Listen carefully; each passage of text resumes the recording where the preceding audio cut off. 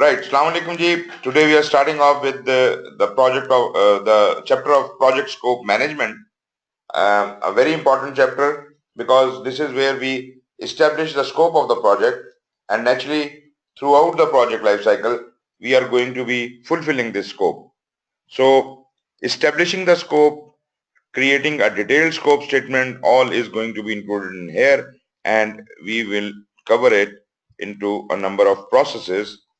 And those processes, as you might have seen already in the previous chapter where we were describing the process interactions, scope has got 6 processes. 4 of them, the first 4, 5.1 to 5.4, they are in the planning process group, and remaining 2, 5.5 and 5.6, validate scope and control scope, they are in monitoring and control scope. There is no process in initiation, there is no process in execution, and there is no process in closing.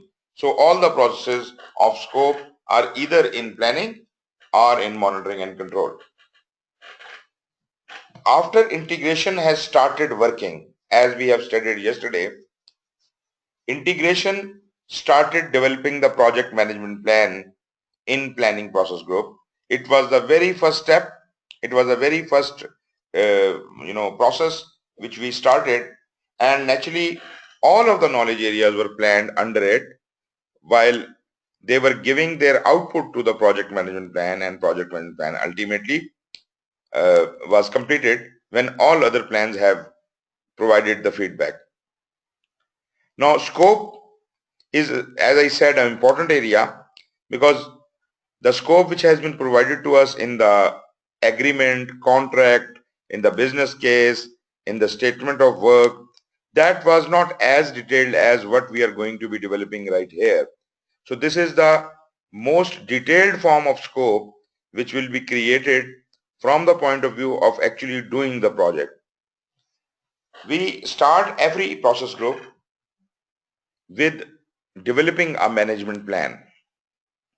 So here also 5.1, plan scope management would be responsible for developing the scope management plan. But interestingly, you might have observed yesterday that scope and quality, these are the two process groups, the two knowledge areas who do not have just one management plan, they have two. So can somebody tell me which is the other management plan in addition to scope management plan which is to be developed here? Ji Wasif?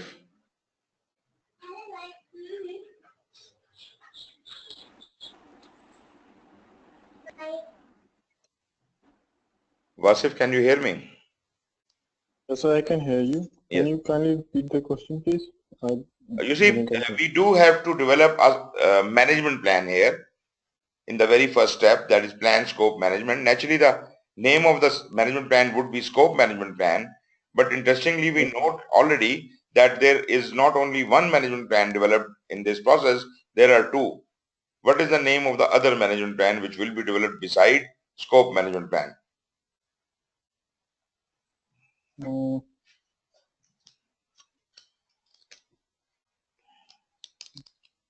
Can't figure it out, sir. Okay, anyone else who can help me? I think confirmation management plan, sir. Confirmation? Confirmation. What? No, sorry.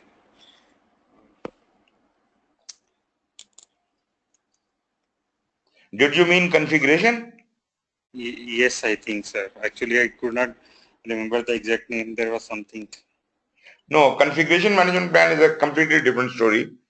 That is not which we develop here. In fact, scope management plan is such a complex procedure that it not only is responsible for developing the scope for the whole project, which includes the product scope as well as the project scope, but even in establishment of the product scope, we have to collect the requirements from the stakeholders, which is a very laborious job. You know, once you collect the requirements and then they change their mind, the requirements have to be managed in a a very intricate manner. You have to keep interacting with the stakeholders and keep updating the requirements.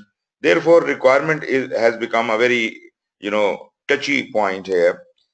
Scope management alone cannot cover the whole scope management as well as the requirements. Therefore, there is an additional management plan which is developed in 5.1 plan scope management, and that is, in addition to scope management plan, we develop a requirements management plan. Requirements management plan. Although this requirements management plan is subordinate to the scope management plan, scope management plan is a bigger plan, but still requirements management plan looks after all the details of the requirements, their changes and everything which happens with the requirements. And it is going to be a continuous process because requirements will be gathered throughout the project. So requirement management plan is also an important document which is developed here. Is it all right? Yes, sir. So you will remember that scope has got not one but two management plans. One is the scope management plan and the other is the requirements management plan. Okay, just for the sake of it, can someone tell me what are the two management plans in quality?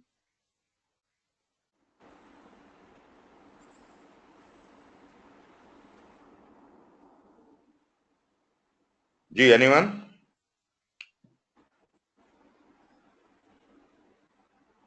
Shahid?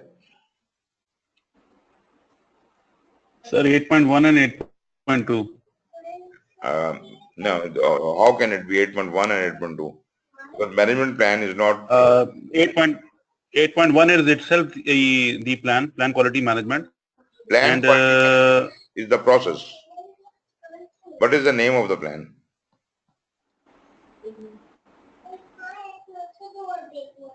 okay.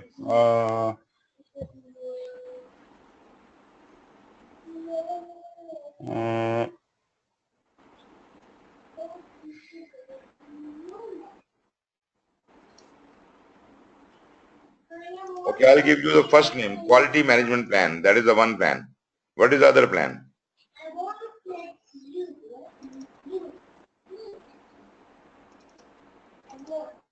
Okay, just remember, it is the communication improvement plan. No, yeah, okay.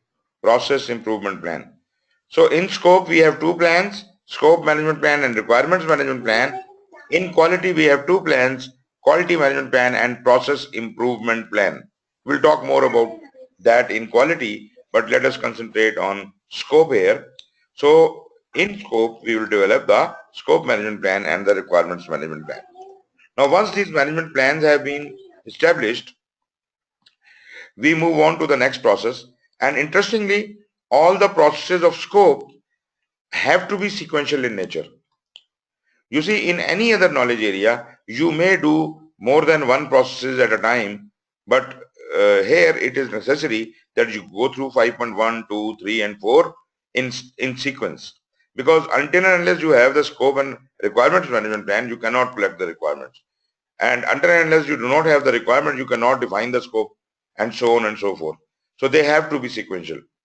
So once you come on to the collection of the requirement, in collect requirements, you will have to seek help from the requirements management plan, from the scope management plan, and because you have to talk to the stakeholders, you also need to interact with the stakeholders. So you need the stakeholder management plan and also the stakeholder register. You see, so many things are required to collect the requirements, and obviously enterprise environmental factor and organizational process assets will be there. So we will interact with the stakeholders and we will collect their requirements. And when we are collecting the requirements, you please do not bother about what is fair and what is not fair. Let them give their requirements, whatever they are, note them down and then discuss with them whether they are genuine or not. You know, we have so many stakeholders, they will have diverse requirements. They would like to include such things which are not in the scope of the project. So we will discuss that with them. But first of all, we need to collect those requirements. Once we have their requirements, we will then analyze those requirements, go back to these stakeholders, we'll talk to them as to the sanctity of those requirements, whether those requirements should be included in the project or should not be included. They will give their justifications. We will convince them that some of the requirements they have given us, they are not within the scope of the project and they cannot be done. This is important that we somehow can convince our stakeholder. We don't have to fight with the stakeholder. We have to make him understand. We have to engage him. We have to take him along. Therefore, we have to present to the stakeholder how and why his requirements cannot be included in the project. Or if they can be, and if they are genuine, then probably this is the job of the project manager to suggest these requirements to be included in the project scope, even if they are not already included as per the contract or whatever. So your sponsor will have to decide then whether that amounts to some change in the contract. Maybe they have to talk to the customer. If it is a genuine requirement, it should be included. Maybe the customer also gets convinced and that amendment could be made. And if not, then we will again go back to the stakeholder and let him know that this change which we had requested according to your requirements has not been accepted and therefore we have to live with it. We will again try to give him the justification and cool him down. But if the stakeholder is adamant, then these requirements must be fulfilled. So, and we cannot control the stakeholder. In that case, we will escalate the issue to the sponsor. We'll ask the stakeholder to go and talk to the sponsor, and if you can convince him, we'll do it. So that way, if an issue cannot be resolved, we always escalate it. We do have issue escalation path available. So this way, all the genuine requirements could be sorted out from all the trash, and ultimately we will have a set of requirements which actually are to be included in the project. Next step is define scope. Now define scope is a very interesting process. This is the process which develops the scope statement. Scope statement is the most detailed form of scope ever formed. Although we do have scope in the statement of work, a little bit of scope there, a little bit of scope in charter or in business case or in many of the other documents, but the level of detail included in the scope statement which we will create here is the most detailed version. So what would this scope include? This will include two parts. First of all, the product scope, and then is the project scope. All the functions and features which are to be included into the deliverable or the product, they are within the scope of the product. So detailed specifications, all the requirements, all the functions and features which define the product would be included into the product scope. Remember, you cannot define the project scope until and unless you have product scope available. So once the product scope has been established, only then you will go towards finding out the project scope. And what the project scope is, this is all the work required to build all those functions and features which have been included in the product scope. That work is included in the project scope. So all the activities, all the work which has to be done to meet those requirements of the product scope are included in the project scope. So project scope is the work and product scope is the functions and features. So the story does not finish here. Once we have the project scope and product scope, then we have to find out that while I am defining the project scope, I know what is to be done. Meaning what? I define the approach, how I will address this project, how would I take on this project. That approach could not be the only option. I could have more than one approaches available to do this job. So I will analyze and compare all those various available options and do the pros and cons on them and then select the most appropriate approach. Once that most appropriate approach has been selected,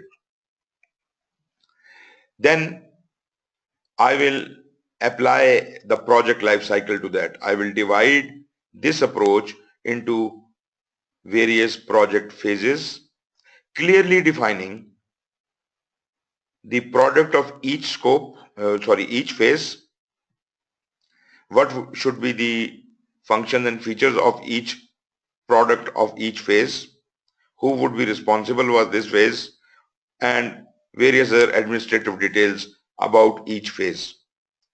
So we will define the life cycle of the project, we will define the phases, we will define the deliverables of the phases, we will define the responsibilities for each phase, and who will approve the product of the project or the phase. That will also be defined. If we have done that, we have defined the scope. The scope statement is now complete. We can now move ahead towards the next process, which is the fourth and last planning process. It is create work breakdown structure. Work breakdown structure is breaking down your project into smaller work packages, and this is the level of detail which project management will actually control. So we will try to break the phases or whatever distribution we are making. How are we intending to break the project into smaller parts? We will keep breaking it down to the level which is called the work package. Work package is supposed to be the most detailed or the lowest level of detail in a work breakdown structure. But this, by its name, it is apparent that this is a work package. This work package is actually further divided into activities which we are not much concerned right now. We only want to break it down to the work package level, because later on when we are estimating the schedule, that is the point where we will break down these work packages into further activities. Why are we not breaking it down to the activity level right now? Because activity level is too detailed and project manager does not have any interest in each and every activity to monitor. He is more concerned about the work package. For example, if a house is being constructed, a wall could be, construction of a wall in the house could be a work package. And in this work package, there could be many activities like, constructing the wall, plastering the wall, painting the wall, and so on and so forth. So all these minor details within the wall may not be of direct interest to the project manager. He would rather be interested in knowing the progress of the overall wall. So work packages are more important to the project manager. Therefore, the WBS is broken down to that level. As far as activities are concerned, naturally somebody is responsible for the activities, and team lead or supervisor or whomsoever is looking after the job of that work package will be responsible for keeping track of each and every activity and summing it up to the work package level and reporting to the project manager. So we will break down our activities into the WBS, and I'll show you the examples of we create a WBS. This concludes our planning, but when we conclude our planning of any knowledge area, especially scope, time and cost, you remember we will have to do what? We will have to baseline. We will have to freeze this plan because we don't want it to be changing unofficially. So if at all this needs to be changed after it has been baselined, that would only be done through a change request. So we will freeze the scope baseline, and scope baseline would actually include three things. One is the scope statement itself, which was created in 5.3, then the WBS work breakdown structure, And there is yet another thing which is called Wbs Dictionary. I'll talk more about it. Wbs Dictionary. These are the three items included in scope baseline. Now, this concludes our planning. Now, when we go on to monitoring and control, we have two separate processes, validate scope and control scope. Now, as we have understood that we have two types of scope, so we have two types of controls. We have a product scope and we have a project scope. Validate scope will validate the requirements and check the product scope. This would be a check sheet which will see the completeness of the product, whether all the elements in the product which were required by the customer are completely included or not. So this is the final check, after which a product which already should have been verified by the quality control are finally checked for user acceptance testing, and anything passes the validate scope, it becomes a accepted deliverable. So anything which passes validate scope becomes accepted deliverable, ready to be handed over to the customer.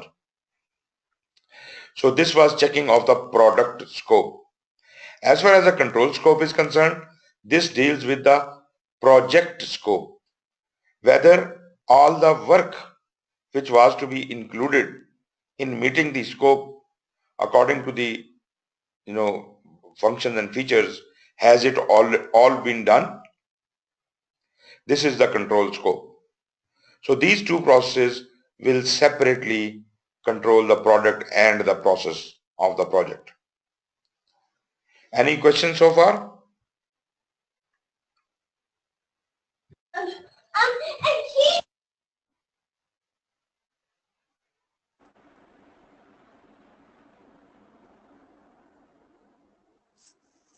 No questions? Yes, sir, it's clear. Okay, then I'll move on. Right. The project scope management includes processes required to ensure that the project includes all the work required and only the work required. When we talk about scope, we have to be very particular. We do not want to work more than what is required, and we do not want to work less than what is required. We should exactly work as much as is required to meet the product requirement, to meet the product scope, as if the project can be declared successful. Because if I do not do all the work, probably I should not be able to create the product. And if I do more than what is required, then I will be creating something more than what is required, which is also not required. So in both the cases, project is not successful. So to meet the success of the project, we have to ensure that work and only the work is completed. Not more, not less. So this is specific definition of in scope and out of scope. We do not want to do anything out of scope, and we want to complete everything which is in scope. We don't want to leave out anything from in scope. Managing the project scope is primarily concerned with defining and controlling what is and is not included in the project, what is in scope, what is not in scope.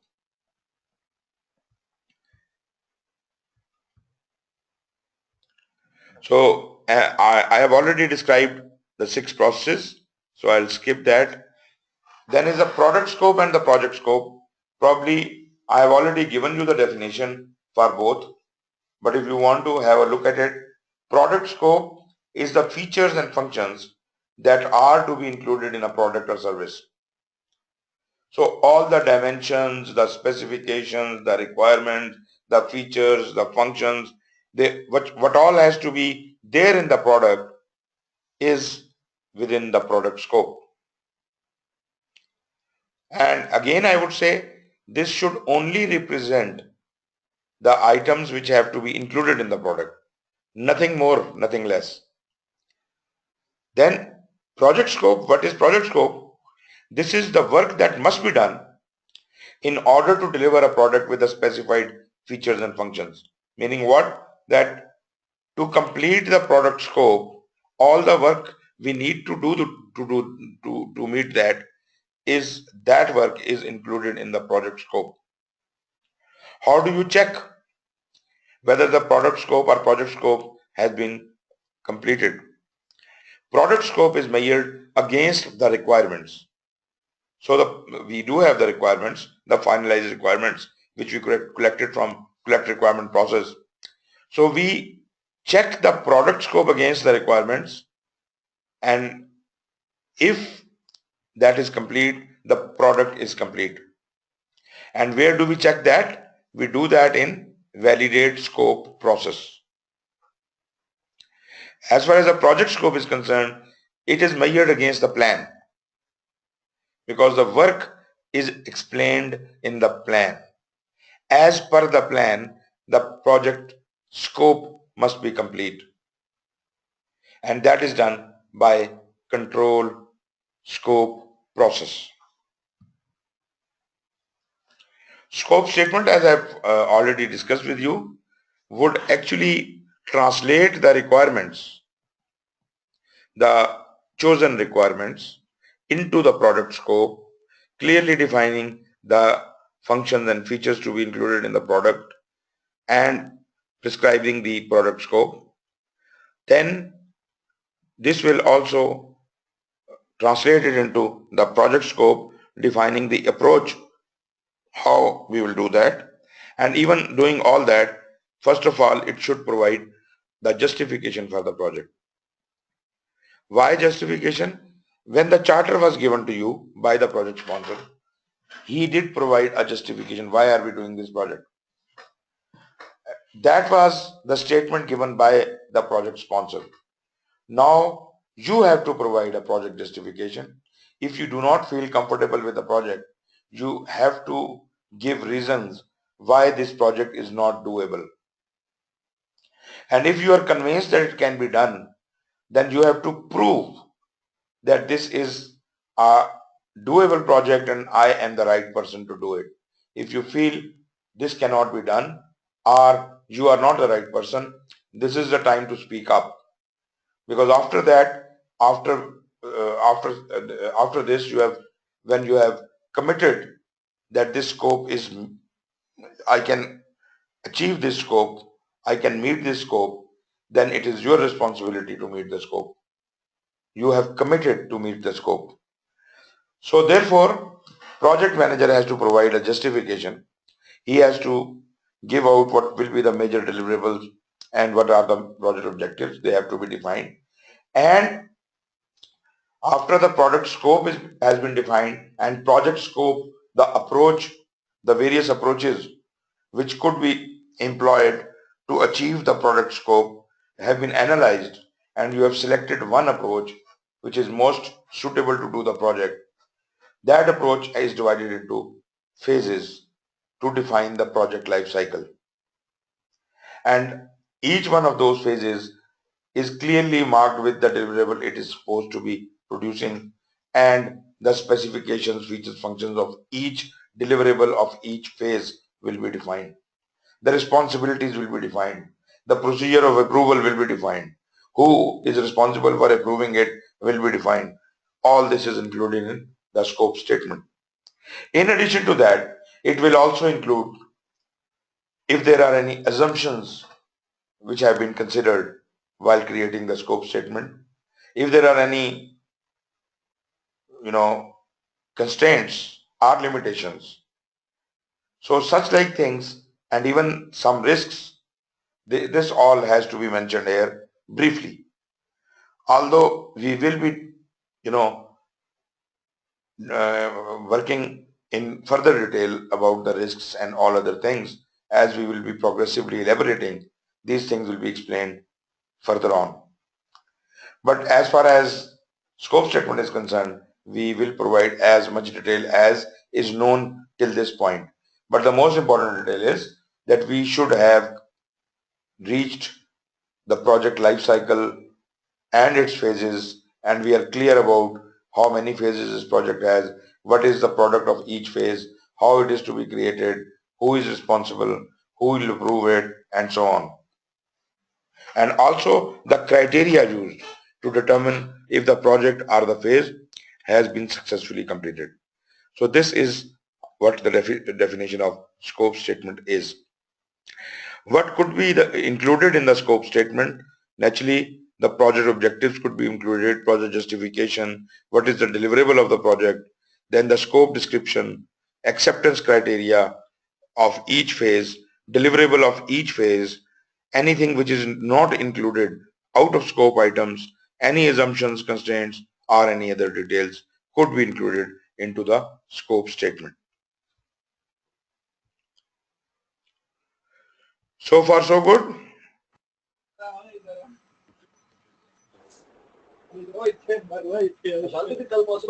Yes, sir. Okay. Right. So as I said, these are the 6 processes we have. In scope management, we have 6 processes. This is one chart given for every knowledge area in PMBOK. This could be referred, but this is not really to be remembered by heart. But yes, we will discuss each one of these 6 processes.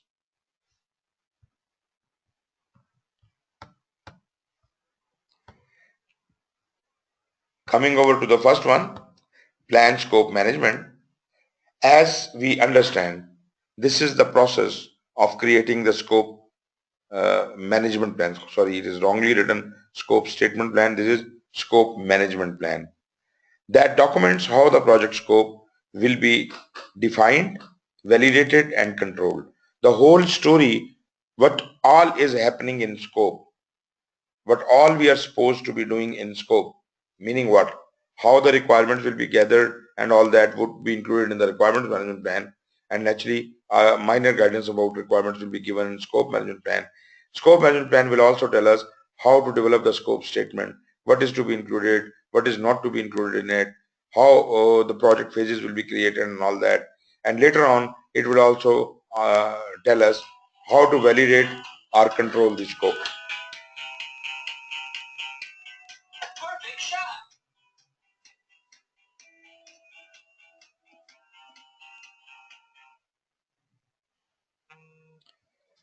The key benefit of this process is that it provides guidance and direction on how the project scope will be managed throughout the project. So this process is going to be with us for all matters concerning scope management. And as I defined in scope management plan, this is the guidance for how scope is managed and how changes in scope are to be integrated into the project. It includes an assessment of the stability of the project scope, how stable the project scope is expected to be. There are some projects in which scope is likely to change too much. So we will mention that this is a kind of project in which scope is going to be very unstable, or it is very stable, howsoever. A clear description of how those scope changes will be identified and classified. Scope management plan is a part of project or program management plan that describes how the scope will be defined, developed, monitored, controlled, and verified, we should say validated. The scope management plan is a major input into the project management plan, as we said earlier. Now, scope management plan can be a formal or an informal document depending upon the type of project.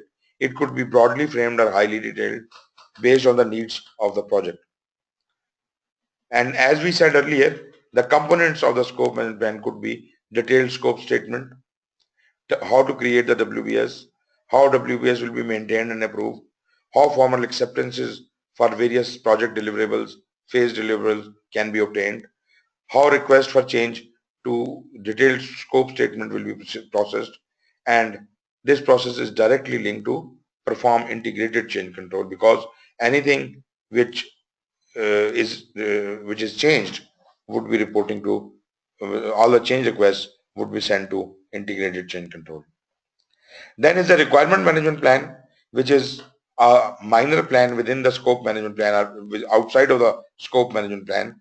This is again a part of project management plan, and its responsibility is to describe how the requirements will be analyzed, documented, and managed. This will keep a complete record of all the requirements. The face-to-face relationship strongly influences how requirements are managed, which requirements are met in first phase, which requirements are met in second phase, and so on and so forth.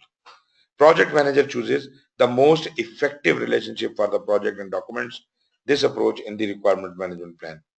So this is the approach for, documenting all the requirements, how to collect the requirements, how to document it. The complete method and mechanism is defined in requirements management plan.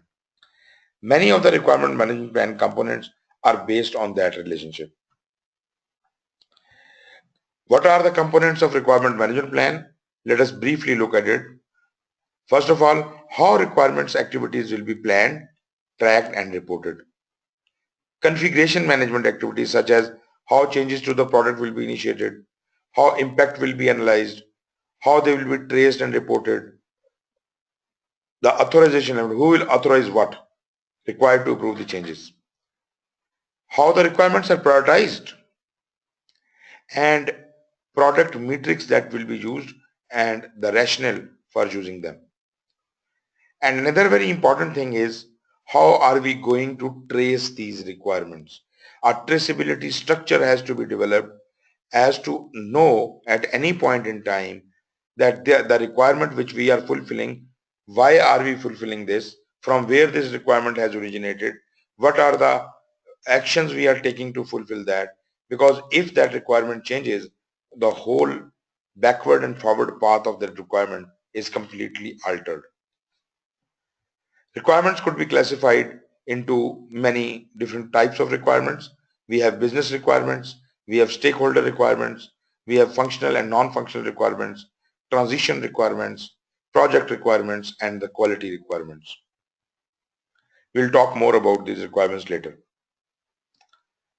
So in the plan scope management, as we have so far discussed, we now understand that we need to have the project management plan as input. Project charter is definitely required because this is where the things have just started and we do not have much to feed into the scope management. So therefore, project charter is a basic input.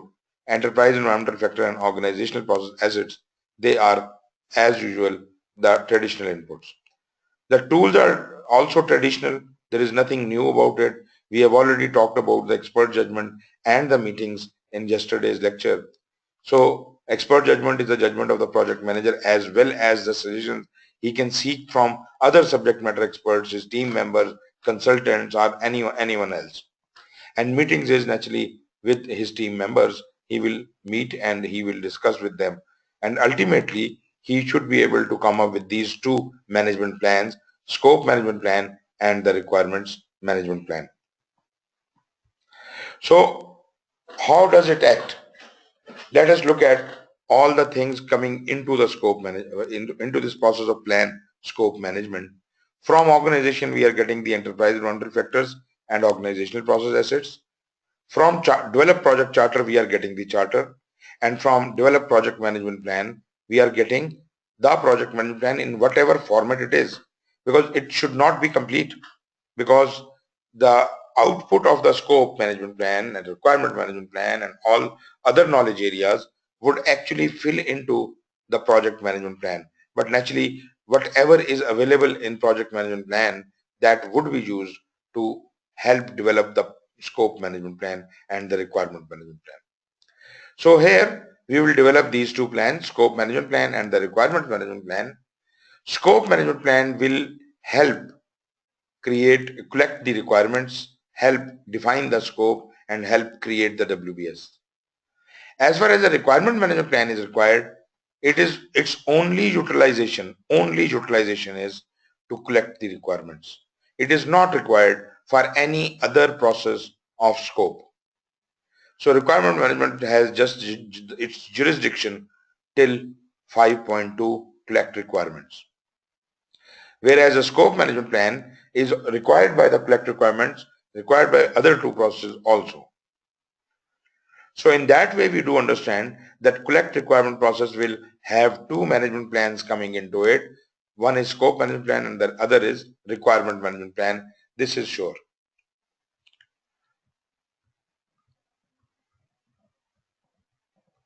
Okay. Next process is collect requirements 5.2. This is responsible for determining, documenting, and managing stakeholder needs and requirements to meet project objectives. So we will interact with the stakeholder, we will try to determine their needs and expectations, and we will collect their requirements, and we must keep in mind that all this we are doing for meeting the project objectives. If there is something, some need or requirement of the stakeholder which is outside of the project objectives, is not aligned with the project objectives, we will tell the stakeholder that this might not be within the scope of the project and therefore they may reconsider it. The key benefit of this process is that it provides the basis for defining and managing the project scope, including the product scope. So both the product and project scope can only be defined if the collect requirement process has provided you with the accepted requirements. The involvement of stakeholder in this process is very high. Why? Because we are interacting with the stakeholder and stakeholder is giving his requirement to us. Project success is directly influenced by active stakeholder involvement in the discovery and decomposition of needs into requirements and by the care taken in determining, documenting and managing the requirements of the product, service or result of the project. So we have to be very careful in determining these requirements. Rather, I would say sometimes eliciting these requirements. Eliciting is those requirements which even stakeholder does not know. We have to dig out those requirements which could surface later or which even stakeholder may not know. We have to educate the stakeholder and we should feed him. And ultimately we determine the proper requirements. They should be properly documented, noted down somewhere, and then is the great job of managing these requirements. Requirements include conditions or capabilities that are to be met by the project are present in the product service or result to satisfy an agreement or other formally imposed specifications. Even in the contract we have got, the agreement we have with our customer, that also defines certain requirements. Rather, they are all the requirements, but we are just confirming these requirements to all the stakeholders, and if there is anything to be added or subtracted, we will be in a better position to comment on that after the stakeholders have provided us their input. Requirements include the quantified and documented needs and expectations of the sponsor because they are properly now noted down and documented. Customers and other stakeholders, these requirements need to be elicited, as I said before, even if they are not able to, our stakeholder is not holding the information always in his hand to be given to you as if you are going and collecting it. We need to elicit the information. We may need to educate the stakeholder as if the requirement can be provided in a proper format. Then we analyze it, record it in enough detail to be included in the scope baseline and to be measured. How we'll measure it, we will determine that mechanism also once the project execution begins. Requirements become the foundation of the WBS. Later on, when we develop the cost, schedule, quality planning and all other things, these are the requirements around which we are orchestrating the whole plan. The development of requirements begin with an analysis of the information contained in the project charter. We also look at the stakeholder register and stakeholder management plan, and ultimately that is why we need to have the stakeholder management plan and stakeholder register in determining these things. As far as the requirement categories are concerned, we have already talked about the business requirements. Business requirements are which describe the higher level needs of the organization as a whole, such as the business issues or opportunities, reasons why a project has been undertaken. So there are strategic level details. Why our organization is doing this project. Then there are stakeholder requirements, which describe the stakeholder or the stakeholder group, their needs and expectations. Solution requirements describe the functions and features and characteristics to be included in the product, service, or result that will meet the business and stakeholder requirement. So the earlier two requirements, business requirements and stakeholder requirement, they are to be met through the solution requirement. And solution requirement can be subdivided into two parts. One is the functional and other is the non-functional requirement. Functional requirements describe the behavior of the product, how product should behave, like what are the processes, data, or interactions with the product. It should be able to do this, it should be able to do that. So these are how the product will function, how it should operate. Non-functional requirements supplement the functional requirements. What do you mean by supplementing the functional requirements? Like describe the environmental conditions or qualities required for the product to be effective. I say this mobile phone should be able to receive calls. This is a function. How effectively those calls should be received, this is the non-functional requirement. This is the supplemental requirement, and that requirement defines quality of the product. For example, reliability, security, performance, safety, level of service, supportability, retention, all these things are the non-functional requirements, and they supplement the functional requirements. There are the transition requirements. It defines how the product when created would transition into the operations, such as data conversion or training requirements needed to transition from the current status to the future status, that is as is state to the to be state, where we are now and where we want to be tomorrow at the end of the project. So how we will transit from as is state to the to be state. Then there are the project requirements. Project requirements are specific to project management. They describe what are the actions, processes, or other conditions the project needs to meet. That is specifically for the project purposes. This is not the quality requirement. This is not the functional requirement. So as far as the quality of the product is concerned, non-functional requirements are the quality requirements. But then we have got another quality requirement given here. What is this quality requirement? This quality requirement is different. It captures any condition or criteria needed to validate the successful completion of the project deliverable or fulfillment of the other project requirements. How would we, validate that this product is complete? So this is the final verification of the product. This is about the product.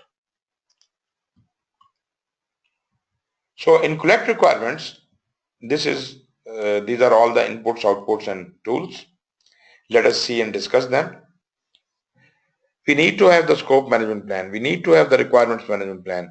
And as I said, we need to have the stakeholder management plan. Charter is also required and stakeholder register. 3 management plans. This is the only process which receives 3 management plans to do its work. Naturally, scope management plan and requirement management plan are required. But why stakeholder management plan is required? Because we need to manage the stakeholders from whom we are collecting the requirement.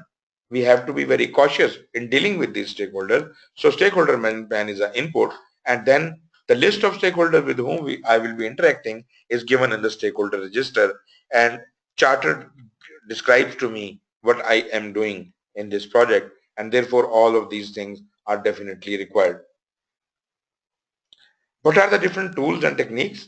Now this is interesting that we don't know how many stakeholders are going to be there. If the number of stakeholders is less, say 4 or 5 only, probably I have enough time to go and interview each and every one of them. That would be rather qualitative in nature. I can spend a lot of time with each one of the stakeholders, discuss everything threadbare, and, frankly and openly comment on various things, and we can elicit details in this discussion. It is more of a discussion than an interview. So these interviews are a wonderful tool for collecting the information. But at the same time, this would not be feasible if the number of stakeholders is too big, or the person I am interviewing do not have the requisite information. Maybe the person on top of an organization or a department whom I am interviewing does not know the inside details of how his people are working. In that case, we would invite those people in a focus group. This actually happened with me. I was there interviewing for something. There was a project for developing the SOPs of some organizations, and for that I went to the heads of each of the department for interview. Some of them knew their job and they gave me quite a bit of detailed information. There were few who did not know how their people are performing and how they work. So they asked me for another meeting, and they said they would collect some focal group, and I can ask my questions from them directly in presence of the head of the department. So all the relevant people were gathered, and then I asked my questions, and naturally that was a much better place and much better audience, because there was answer to every question available amongst them. Focus group is good, but it has some limitations. Naturally, some of the subordinates sitting right in front of their boss might not like to divulge certain information. They may be affected by the presence of their boss. So people, it is not like an interview. If I'm interviewing someone one-to-one, I could be very frank, and I could talk about many things quite frankly. But when so many people are sitting, the element of frankness is no more. So yes, there are problems with focus group, but it is also a very good tool. This is again for where we still have the number of stakeholders is not very high. What if there are over 200 people in an organization and I need to consult with all those 200 people? If they are all in the same station or nearby, I could conduct a facilitated workshop. I can gather all those people in a big hall and I could present to them the need and requirement which have been given to me, and how do I conceive it, and then I can ask for their opinion and note down whatever they say. So this would be another very effective mechanism of collecting information from them, but it could last forever, or there could be a negative impact, and that is nobody is speaking, nobody is giving any points. So that would be disastrous. Either it will be elongated beyond any limits, or people will not cooperate. So what should we do? Probably the reason why people do not speak when it is a large group is because they are shy. They don't want to reveal what they think in front of others, or maybe there is an element of group think. If somebody says something, everybody else starts thinking like that. So maybe their original ideas are that way not being surfaced. But in a facilitated workshop, if I can somehow employ a technique which is called Delphi technique, in this we keep the opinion of the people anonymous. So if I can employ a mechanism by which the suggestions given by people will be kept anonymous, then probably they will contribute. So I could ask them to write their requirements or their suggestions and drop into a box or something like that. or email me or their suggestions or something, but I would rather prefer to collect the requirements right there in the workshop rather than asking them to email, because nobody will email me. So facilitated workshop will be a great tool to collect a lot of information. Then while I am collecting these kinds of informations from various stakeholders, I could employ a number of techniques like group creativity techniques. I hope you understand what creativity means. Creativity means thinking beyond the margin of knowledge, thinking out of the box. So people normally in a group, they are influenced by the thinking of the group and therefore all start thinking alike. This is called group think, which is a negative impact, which is a negative quality. People should not be allowed to think alike. They should have their own opinion. They should be creative. They should be able to think out of the box. But naturally, if there is a group, there is a tendency that they will get convinced with each other and they will start thinking alike. So how can we convince a group to think out of the box? Even if it is for a single individual, I am trying to ask a person to think out of the box. Even that is not really very much possible. I have to employ certain tools to do that.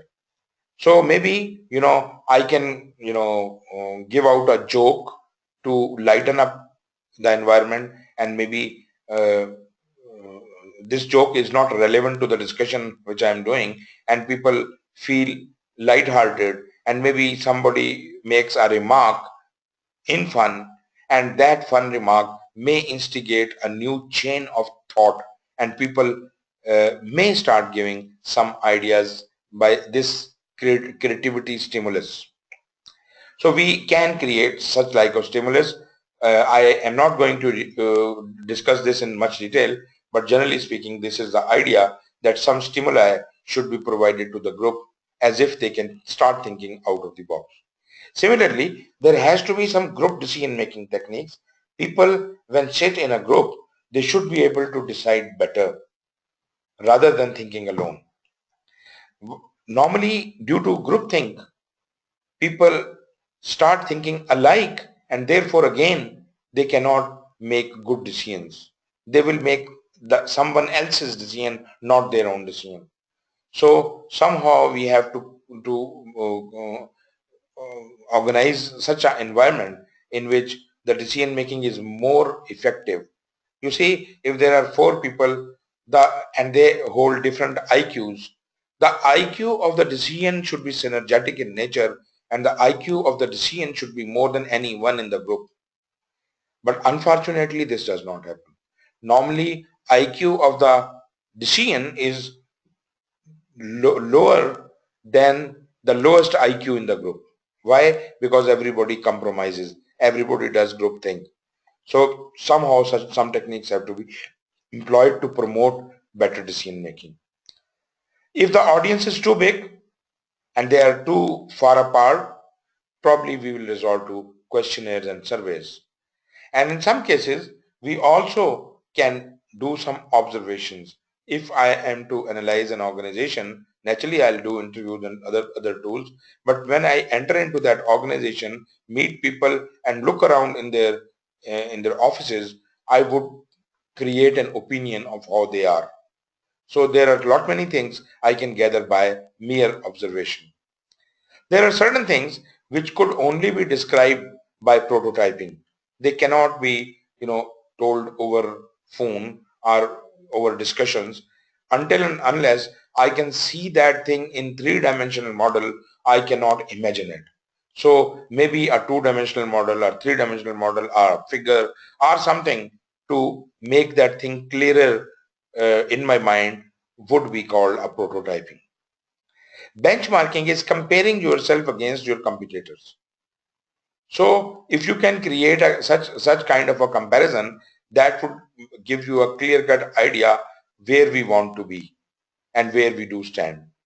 Then there is another tool as a context diagram. We develop the context diagrams, and through that we try to collect certain requirements, and we also do the document analysis of that organization, see what the documents say, and from them we can come out with a number of requirements. So the output will be the requirements document, and another output would be requirement traceability matrix, and this is exactly the same thing which I mentioned earlier. This is how to trace the requirement from its origin to its destination. So in case the origin or the destination changes, the requirement may also change. So this is a mechanism to trace the requirement. So here you can see in this diagram from where each of one of these things are coming. Plan scope management process has given us the requirement management plan and the scope management plan, and they are being given to the collect requirements. Project charter is coming here. Stakeholder register and stakeholder management plan, they are both coming here. And then we are creating two things: requirement documentation, which is required by all of the processes, like the define scope, create scope, validate scope, control scope. But requirement traceability matrix is only required by monitoring and control processes, that is validate scope for product scope and control scope for process scope, project scope. In addition to that, requirement document is also required by some outside processes. I mean, by outside I mean other knowledge area processes. Quality management plan also needs to know the requirements. Plan requirement management, where the procurement management plan is developed, that also needs the requirement document. So these are the only two places where the requirement document will also be going.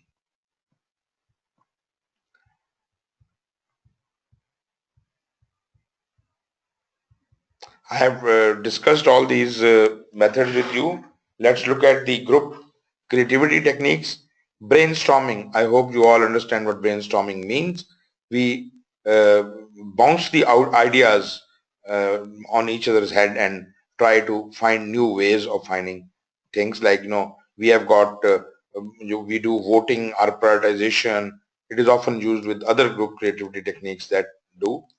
Nominal group technique is another technique, a technique that enhances brainstorming with a voting process used to rank the most useful idea for further brainstorming or prioritization. If I have got 10 ideas, I'll put all the 10 ideas on the board and I will ask them to vote for them.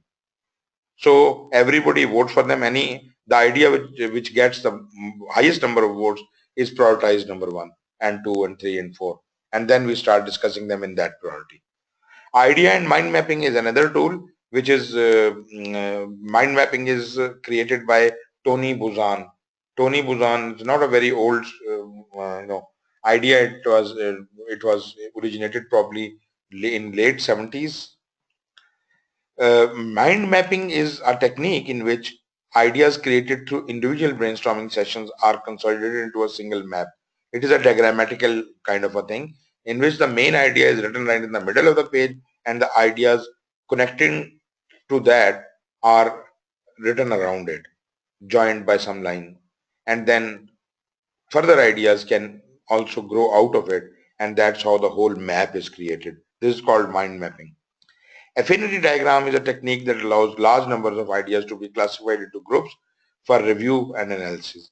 So we classify them into different categories and then we review each group separately.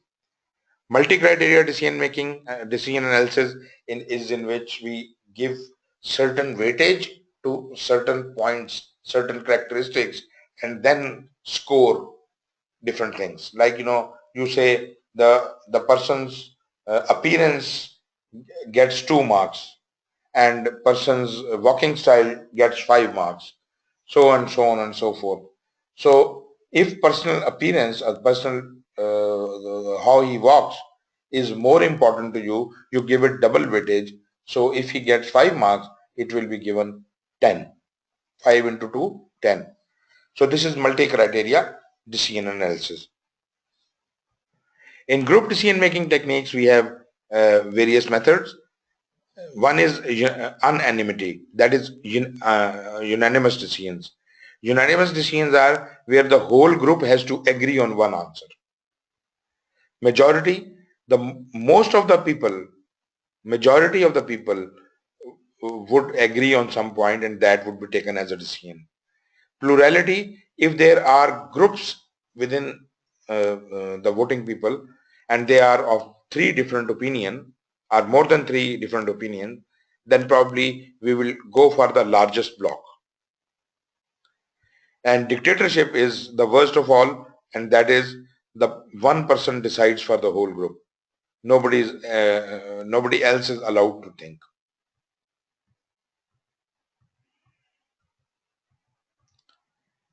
Okay, the requirement documents. Requirement documentation describe how individual requirements meet the business needs for the project. And you see, we have already discussed the business requirement, the types of requirement. So what is included in business requirements? Business requirements are business and project objectives for traceability, business rules for the performing organization, guiding principles of the organization. Stakeholder requirements include impact to other organizational areas, impact to other entities inside and outside of the performing organization, stakeholder communication and reporting requirements. So how, in what format they need to have reports and all that. Solution requirements, as we understand, they are functional and non-functional. The technology and standard compliance requirements will be included into this. Sport and training requirements will be included. Quality requirements, as I said, non-functional requirements are quality requirements. They are included here, and any reporting requirements are also included in the solution. This is what we are focusing on. Solution requirement is most important to us, and naturally through the stakeholder and business requirement, because solution requirement is to fulfill the stakeholder and business requirements. Project requirements are required only for the project, that is the level of service, the performance, safety, compliance, and the acceptance criteria, etc. Transition requirements, as I told you earlier, this is how the system will be transited to from one state to other, and the requirements, assumptions, dependencies, and constraints will also be discussed. Traceability matrix is a kind of a grid that links the product requirement from their origin to the deliverable that satisfy them. So whole chain from where it has originated until the deliverable is delivered. The implementation of a requirement traceability matrix helps ensure that each requirement adds business value by linking it to the business and project objectives. It provides a means to track requirements throughout the project lifecycle. Throughout the project lifecycle, I can, at any point in time, I can look at the traceability matrix and see from where this requirement has come. What is the origin of this requirement? Who was the stakeholder whose needs and expectations are being met from this requirement? Is the stakeholder still alive? Is he still that influential? Should we still be fulfilling this requirement? And if at all we decide to not to fulfill this requirement, then what all steps have already been taken to complete this requirement? Can they be undone? Can the whole line of production of that deliverable can be stopped? So this all has to be decided here. Tracing includes but is not limited to tracing requirements for the business needs, opportunities, goals and objectives, project objectives. So we can trace a requirement to any one of these things. We can trace it to business need. How does this requirement fulfill the business need? How does this requirement meet the project objectives? How does this requirement meet the project scope, RWS deliverables, product design, product development, test strategy and test scenarios, high level requirements to more detailed requirements. So the connection of requirement with each one of these things. And this is a chart, this is a table or a matrix for sample. For example, in front of you, you see we write ID code number for each requirement, main requirement, sub requirement, the numbering system, then requirement description, what is this requirement, how does it relate to business need, opportunity, goals and objectives, which is the project objective it is satisfying, which is the work breakdown structure element or deliverable which it is linked with, what element of the product design it is linked to, product development or test cases. So the complete linkage of that requirement with all of these things is shown on this chart. And whenever I feel that this requirement is to be deleted, then I would know that these things will be impacted. Then is the defined scope, and here, as I said, this is the development of the scope statement, and here the most detailed form of the scope is born. This is the most detailed description of the project and the product.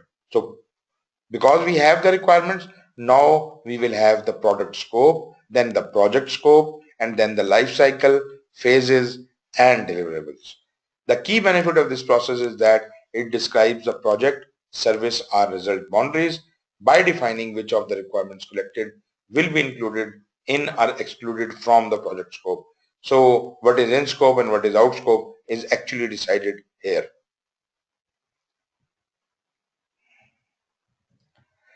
So what all is included here? Naturally, scope management plan is required. For definition of the scope, we do not require the requirement management plan because we do not have to do anything with the requirement management plan. But yes, requirement documents are required. Project charter is required. Why requirement traceability matrix is not required? Because traceability is only required by monitoring and control. The validated scope or control scope will require the traceability matrix, but here there is no need for the traceability matrix. Here we need organizational process assets, but not enterprise environmental factors. So far, this is the second process we have come across which does not use the enterprise environmental factors. Tools and techniques, we will use expert judgment, we know, and the facilitated workshop also we have used earlier, but there are two things which are new here. One is a product analysis.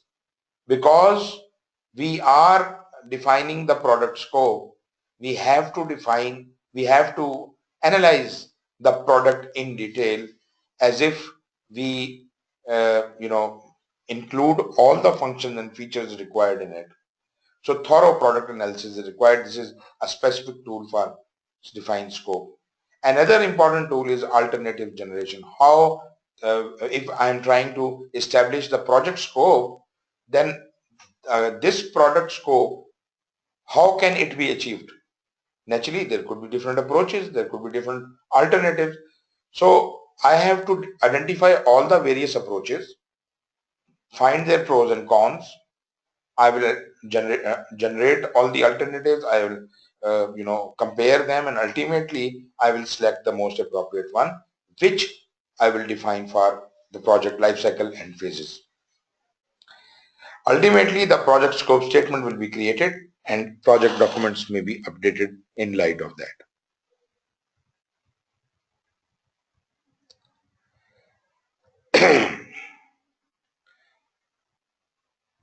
Okay, create WBS. In create WBS, we have scope management plan,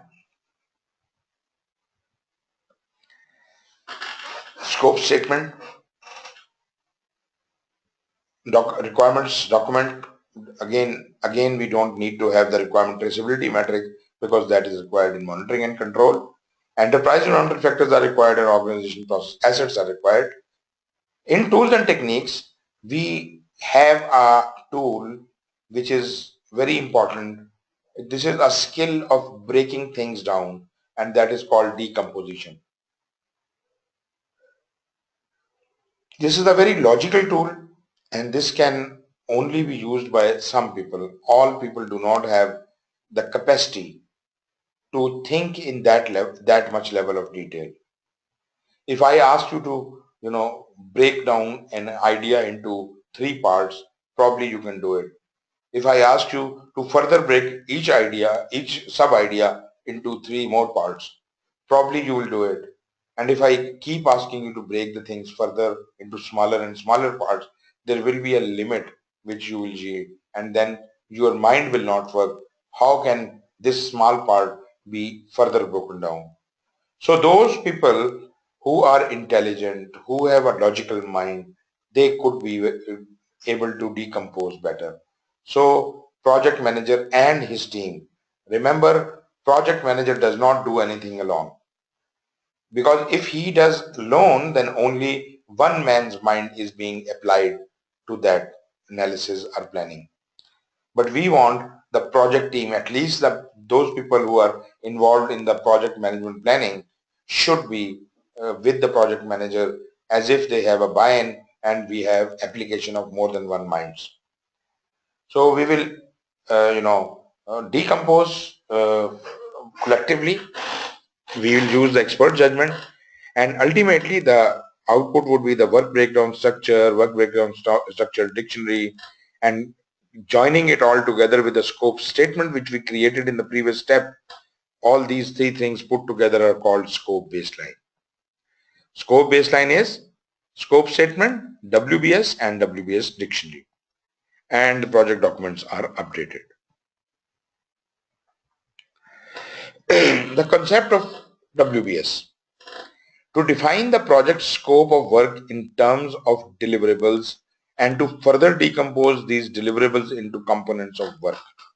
This is the basic concept, that we do know what is the ultimate product of this project.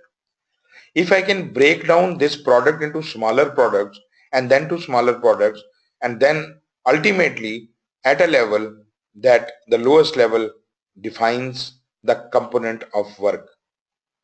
So we can divide it product wise, deliverable wise. So this is normally this used to be called previously as product breakdown structure, but it is no more called product breakdown structure. This is called now work breakdown structure. So we start breaking our project. You can employ any method. You want to break the product of the project into smaller parts and then ultimately to the work packages, or you want to break the work of the project into smaller works and ultimately to the work package. Howsoever you want to break your project, that is allowed. But the lowest level, the work package, which we call, should be work, should not be a deliverable. Right? If I am trying to create a car, then a wheel is not a work package. Wheel is a deliverable. It is not a work package.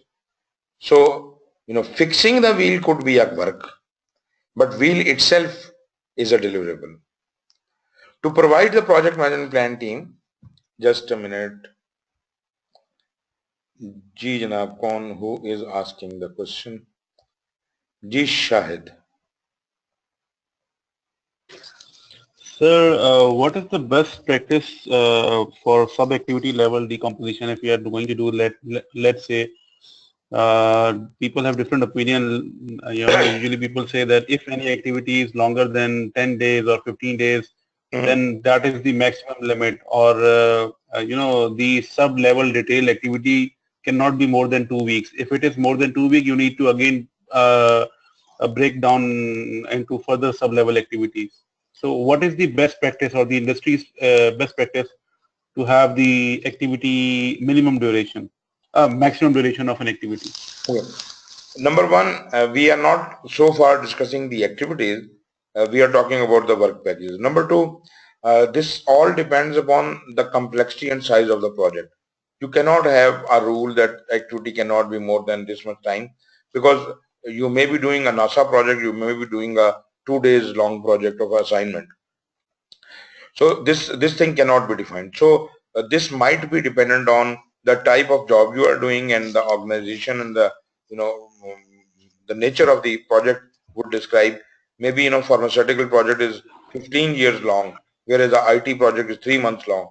So this is not really a way of doing it. But having said that, we have some thumb rules in different industries. We will establish those thumb rules in our scope management plan. When you are creating the scope management plan, you know you are constructing a house, and in the construction of a house, activity should be not be more than this much long, or should not be less than this much long, that you define in your scope management plan. And then if that is given in the scope management plan, this becomes a responsibility of the project manager to ensure that we do not exceed that limit. Otherwise, there are no standard rules. All right, sir. Okay, so right. I was talking about the concept to provide the project management plan team a framework on which to base project status and progress reports. You see, when we have the WBS, then we have a very clear way of measuring the progress, measuring the status of the progress, status of the project. We know that these are the work elements or work packages, and we need to see which are complete, which are not complete, which has been started, which has not been started.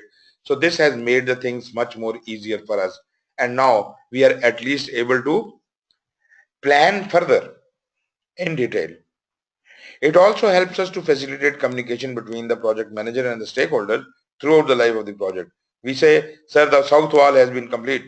So stakeholder would understand which south wall I am talking about, because it has already been described in the WBS, and WBS is known to the stakeholder.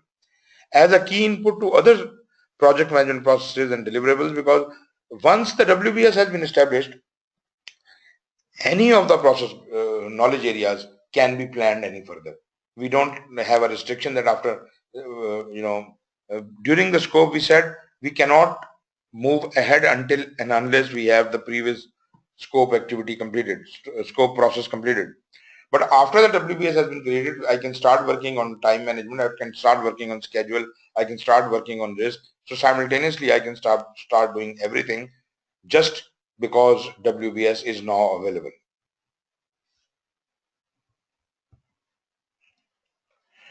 Okay, a few more terms to understand. Code of accounts. This uniquely identifies each element of the WBS. If you understand what a WBS is, WBS looks something like organizational structure. Like you see, we had the CEO on top, and then we have got another level of the functional managers, and then some other people. So you see, similarly, our WBS would look like that. Although it will not have the CEO and the functional managers, it would have rather the jobs written on there. The top level would be the name of the project, and then maybe the phases of the project, and then further breakdowns and so on and so forth. But each level could be numbered according to the level it is residing on. Maybe the topmost level, the project itself is called number 1. Then the 4 phases of this project will be 1.1, 1.2, 1.3 and 1.4. And 1.1 can be further broken down into 1.1.1, 1.1.2 and so on. So these number allocations are called code of account. This is for accounting purposes. We can recall these projects by these names. Then are the work packages. This is the deliverable at the lowest level of WBS. WBS is broken down to this level, and this is the level of interest of the project manager. Now, an important thing is, what is a WBS dictionary? WBS dictionary, if I can somehow translate the WBS into a list of work packages, how would I do that? In that tree of WBS, the lowest level activities are all the work packages. If I can create a list of all those work packages and briefly describe each work package in form of a table, that is called a WBS dictionary, or work breakdown structure dictionary. This is a list of all the work packages, briefly describing what these work packages are. This is called WBS dictionary. Task and activity is one and the same thing, and where WBS or the work package could further be divided into or broken down into tasks or activities. Mostly we use the word activity here. It is a component of work performed during the course of a project, a single component. And a work package, as I just described, is a deliverable or project work component at the lowest level of each branch of WBS. It includes schedule activities and milestones required to complete the work package deliverable or project work component. Now, another interesting term is control account. From the accounting purposes, in a project, where should the budget of this project be monitored? Should it be monitored at the top level? Maybe should it be done at the phase level? Should it be done at any other level? So basically, it is the prerogative of the team who are managing the budget, who are doing the accounting, which level they want to go in detail to. If they go down to the activity level, it will be too much hassle. They would not like to keep accounting of each and every activity in detail. Even work package level will be a little bit of hassle for them. This is also too big. Maybe in the building I am constructing, they want to keep a track of the construction of each room, the budget of each room. So this room will have many work packages, walls and roof and so many other things. So what they call is that they can assign a person who is responsible for the construction of this room to be the control account manager, and they declare this room as a control account, which could have many work packages. So this control account manager or the supervisor who is actually managing all the work packages in that room, that would then be responsible for accounting for that budget of that room. So they make him answerable for all calculations and values and everything. He will provide them all the data. So this is normally a level above the work package. This is used for accounting purposes to check the budget consumption in each work control account. WBS element, if we look at the work breakdown structure from top to bottom, we have got various numbers and names mentioned at each level.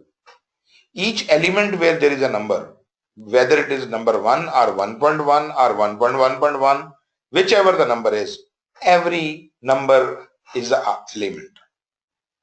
No matter it is level 1, level 2 or level 3, but it is an element. So the lowest level is the work package and all elements are WBS elements. Then there is a little discussion about the effort, which is mostly required when you are calculating the resources or other things. But anyways, we must talk about it. There are three types of effort. One is the discrete effort, one is the apportioned effort, and one is the level of effort, LOE.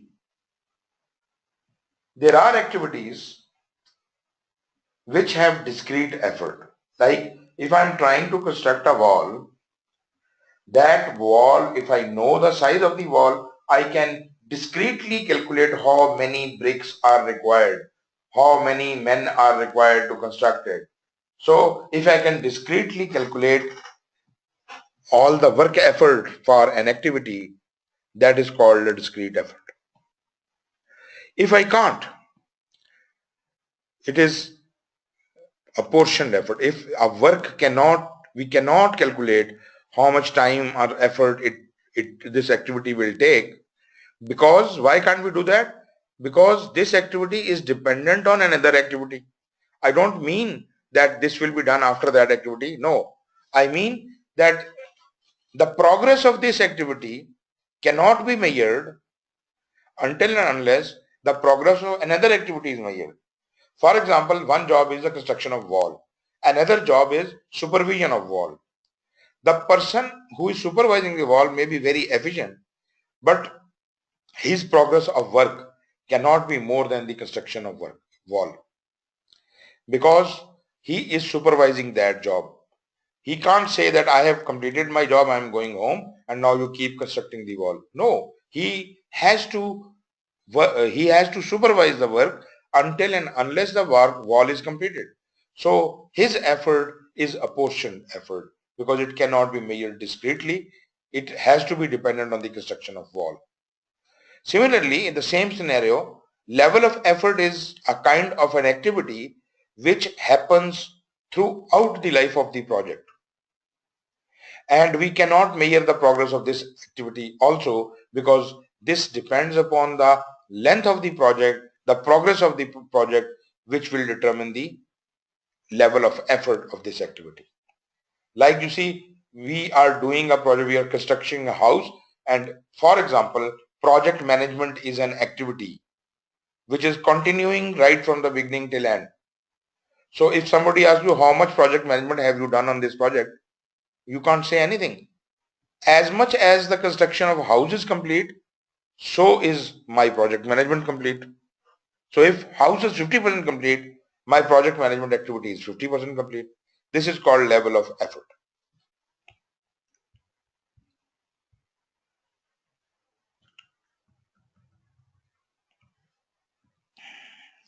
Okay, here we have an example of our work breakdown structure. Now in a figure, in a picture form, what do we see here? We see the project right on top. Then it is subdivided into something, and then further breakdown, and then further breakdown. You see, the lowest level everywhere is work package, no matter where it exists, but it is work package. The only flaw with this work breakdown structure is that this is a very good example of various types of WBS in one diagram. But this is not how a WBS should look like. Each one of these branches are broken down in a different manner, which is not actually the case. This is just shown that a work breakdown structure can be created this way, this way, this way, or that way. It could be done any way. Like for example, it could be broken down in phases and then in deliverables, or maybe phases, deliverable, and then end up to a work package, or it could have a sub project under the deliverable which could have a work package. In this third case, the middle case, it starts with the deliverable and it breaks down to the work package level. Maybe your project starts with a sub project and then deliverable and then further deliverables and ultimately the work packages. So there could be any number of ways you can break your project down. So this is your discretion. How do you want to do the breakdown? There are many methods to do the WBS creation. One is a top-down method, which is, you start from the top, the project, then you say, okay, I'll divide into 5 phases. You make 5 phases. Then you say, I'll divide into the products or milestones. So you divide them in that, and then work packages or whatever you want to. So you are starting from top and working downwards till work packages. The bottom-up approach is you start from the work packages. You don't think about what is on top. You start from work packages. What all are the work packages to be done in this project? We have to make walls, we have to make roofs, we have to have doors, and so on and so forth. And then you group them into various major groupings. And then you start linking them upwards and naming them accordingly. So this is a bottom-up approach. Maybe we have some WBS standards and we follow them, or we have a template for WBS, we follow that. There could be many ways. So we can have various types of WBS creation methods employed. Decomposition, a WBS structure may be created through various approaches.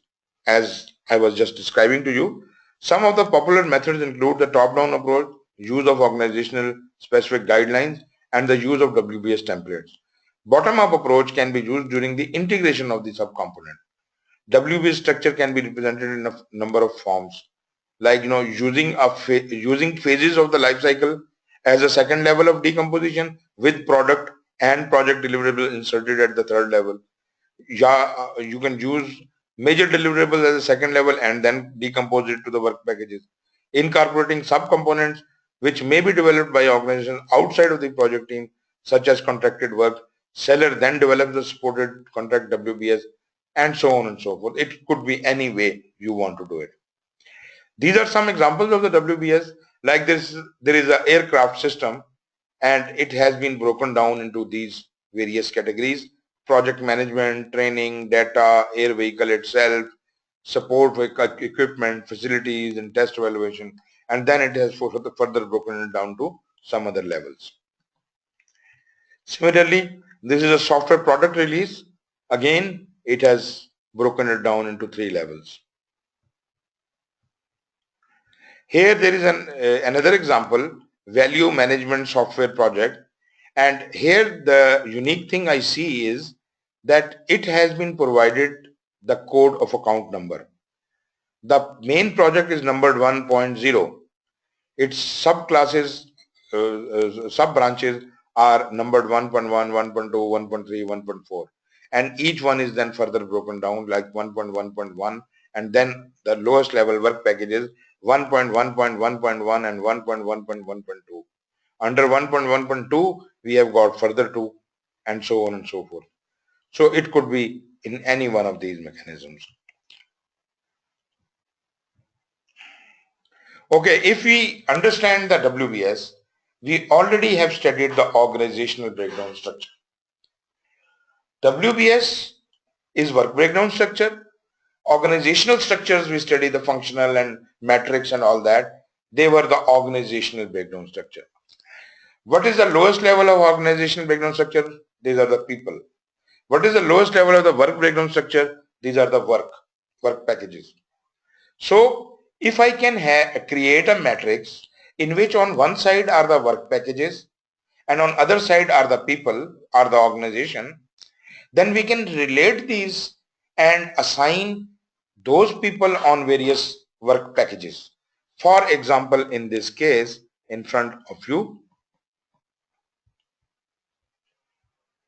if you can see, here is the work breakdown structure, and here is the functional organizational breakdown structure. For example, it says for doing this job, we need to have these people. From where are these people coming? This person is coming from this functional branch. This person is coming from this functional branch. So from where these people are coming? So these people have been made responsible to do this job. Therefore, this matrix is thus created is called responsibility assignment matrix. And in a human resource, we will study that this responsibility assignment matrix can also indicate different roles. Out of these 5 people, maybe one is team lead. So we can somehow classify a right-haired team lead. And the second person may be looking after the quality of this task, and so on and so forth. So we can even define the roles for these people. As we can develop a responsibility assignment matrix, very similarly, we can develop some similar kind of other matrices, like,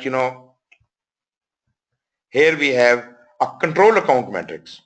What is a control account matrix? Again, it is between the WBS and OBS, which control account is the responsibility of whom.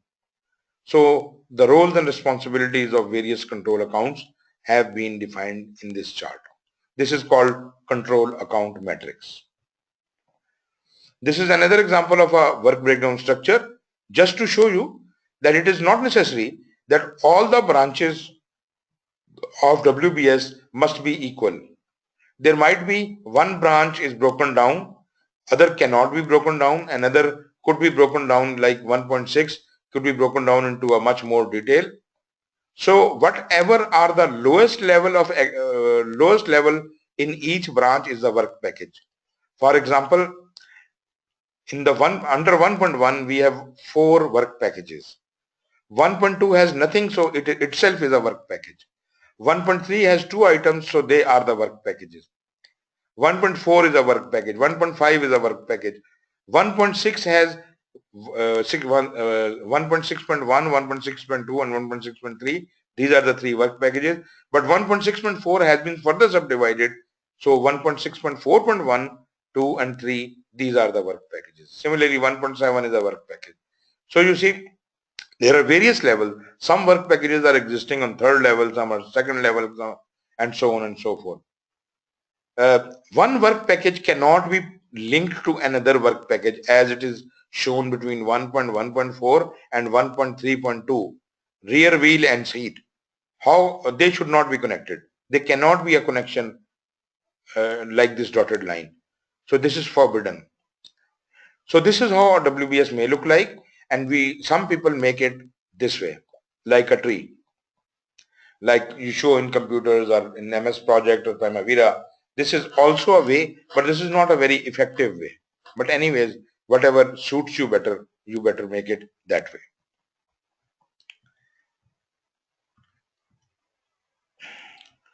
Okay, scope baseline. In scope baseline, we have the scope statement, we have the WBS, and we have the Wbs Dictionary. And Wbs Dictionary, as I said, is a list of all the work packages with some description about that work package. What kind of description could that be? It could be a number of that work package, it could be the brief description of that work, it could be some assumptions and constraints related to that work package, who is responsible organization for that work package, schedule, milestone, schedule. I don't say that all of these items have to be in the Wbs Dictionary, but they can be. So you decide for yourself what all details you want to provide about each work package. So this would form a Wbs Dictionary. This is an example, a smaller example. Not all the elements have been included here. It says the level, the Wbs code, the element name and the definition of that, and cost control number and responsible organization. So it has created a Wbs Dictionary this way.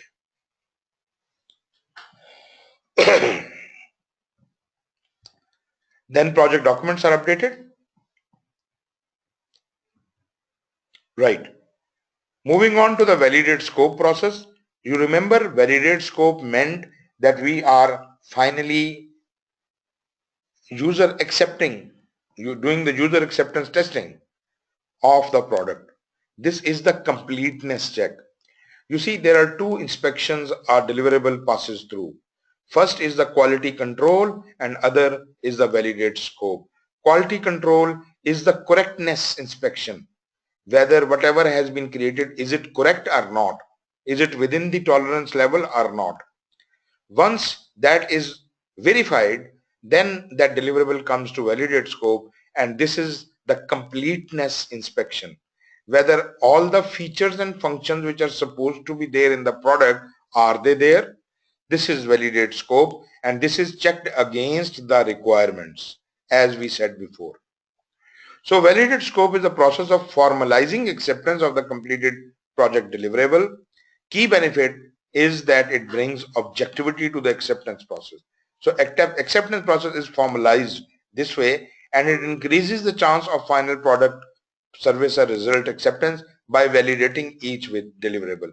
If we don't define this process, then probably there will be a lot of confusion as to the deliverable is okay to be delivered or not. It is process of formalizing acceptance of completed project deliverable. It is reviewing deliverables with the customer or sponsor to ensure that they are completed satisfactorily. It is obtaining formal acceptance of deliverables by customer or sponsor, primarily concerned with acceptance of deliverables, not correctness or meeting quality requirement. So classically speaking, scope validation has nothing to do with quality requirements. But as usually people mix quality control with scope validation, so they try to do both things together. We have no objection to that. Like you see, it has written generally performed after quality control, but can be performed in parallel. So if at all some people do it together, that is all right with us, but generally it should be done separately. First quality control and then scope validation. Acceptance criteria is defined in the PMBOK as a set of conditions that is required to be met before deliverables are accepted. These conditions state how the project team is going to demonstrate to the customer that they have in fact met the requirements. If you can't say how you are going to provide this demonstration, this is kind of a test, then you probably don't sufficiently understand the requirement. If you can't demonstrate it, you can't, you don't even understand the requirements. So if you understand the requirement, you must be able to demonstrate. Acceptance criteria should be defined in conjunction with the requirements and should be the basis of the testing strategy and test plan. Now, what is a verified deliverable? Probably I have discussed a lot about it.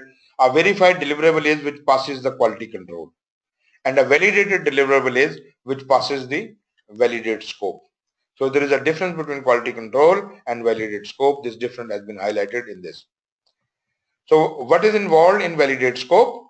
Project management plan is input, requirement documents are input, which we created in the collect requirement process, and we also created requirement traceability matrix. Both of these things are input here.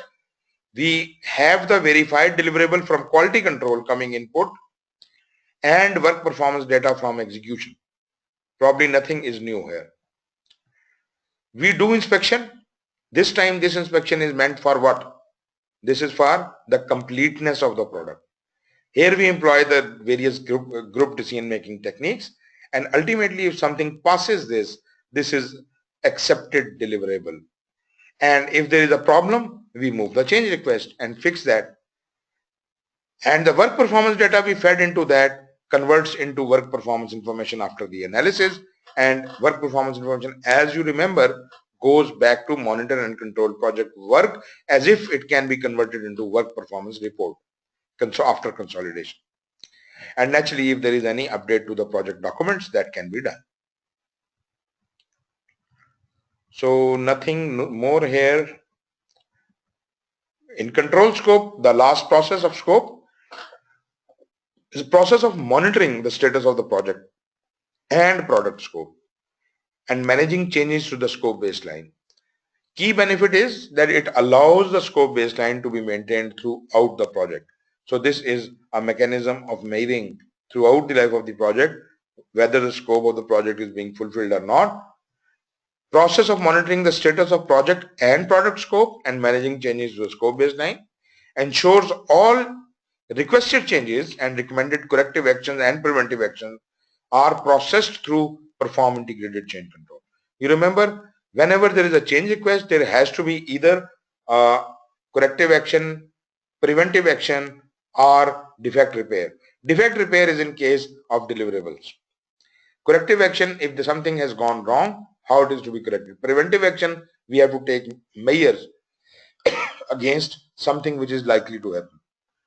Manage the actual changes when they occur and is integrated with the other control processes. Now see, control scope would be uncontrollable changes which are called scope creep. The scope creep is those changes which which are unknown, unseen, but somehow they creep into your requirement. Although they were not basically in the requirement, but as we moved ahead during the life of the project, there are certain things which we did not notice and they suddenly started becoming part of the requirements, which were not authorized through a proper change request. Change is definitely inevitable, therefore mandating some type of change control process is required. If something has not gone through the change control process and still the scope has changed, this is called scope creep, and as soon as we catch it, we have to correct it. Either we have to remove the scope creep or we have to validate it through proper change control or change request. In control scope, we have the project management plan, both the requirement document and the traceability matrix, again the work performance data and the organization process assets. Here our main tool is variance analysis. We analyze the variances in the scope, how much had to be done till now and how much has been done till now, and thus the analysis would come out. The work performance data would be converted into work performance information. If there is something wrong with the scope, time or cost, that we will move the change request, and project management plan, project documents and organization process assets will be ultimately updated. So these are all the inputs and outputs discussed briefly.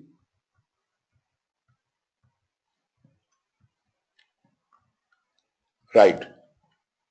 This brings us to the end of this chapter. Today I did not let you people guys speak, so any comments, any questions?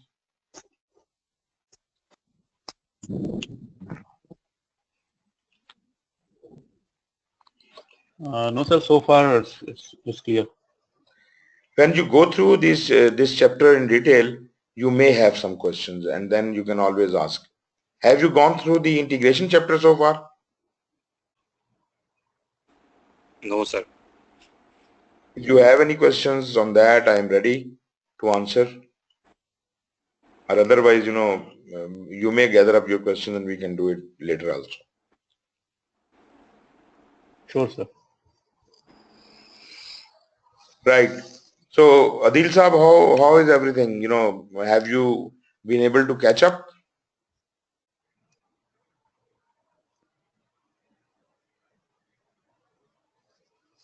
Sir, मेरे ख्याल में I don't think I would be able to catch up with this particular course because the things that I studied earlier वो जो है वो memory से काफ़ी ज़्यादा निकली हुई हैं और दूसरा ये कि जो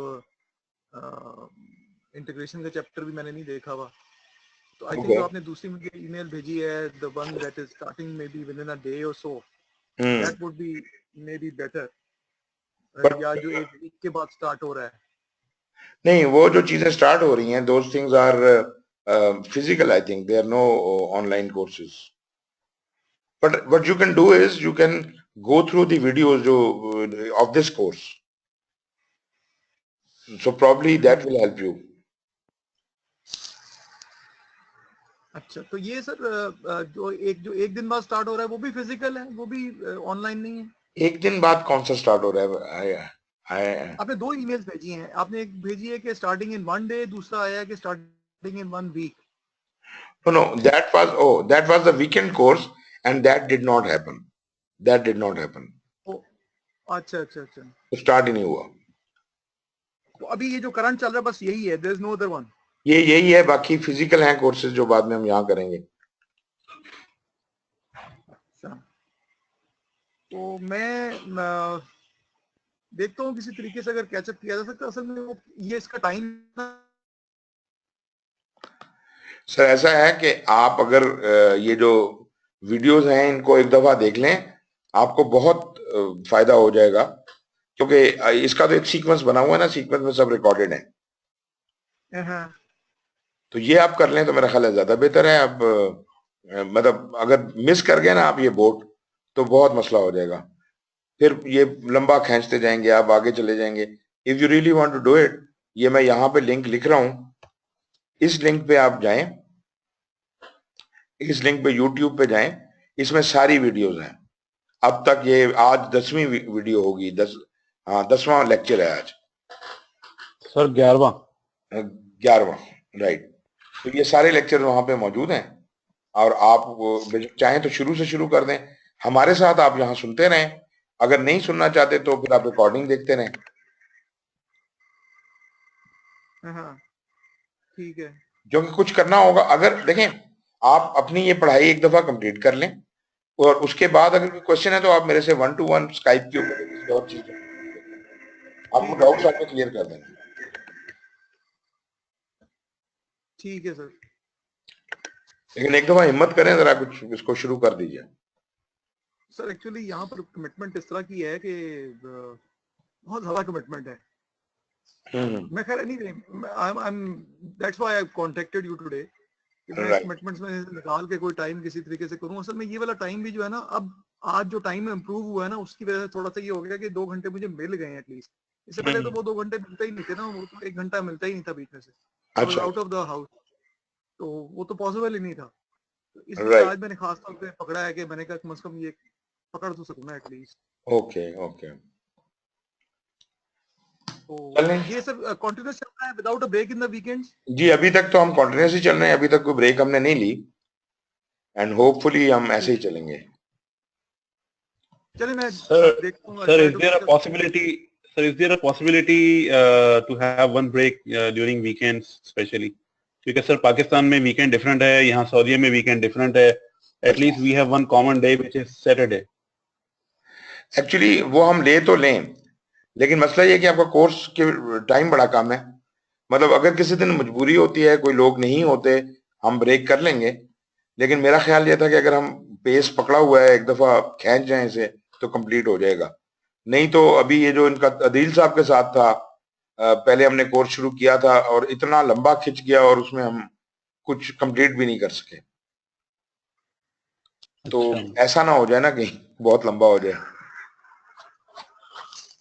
ठीक है सर अभी हम ऐसा करते हैं कंटिन्यू करते हैं और अगर आप समझते हैं कि सब लोग एग्री करें किसी दिन कि नहीं कल नहीं करना तो हम स्पेसिफिकली उस दिन की छुट्टी कर लेंगे।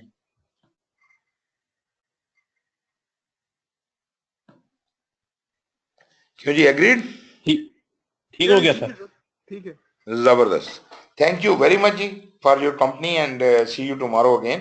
Thank you very much and take care. खुदा हाफिज। इंशाल्लाह। अल्लाह हाफ़िज़। अस्सलाम वालेकुम।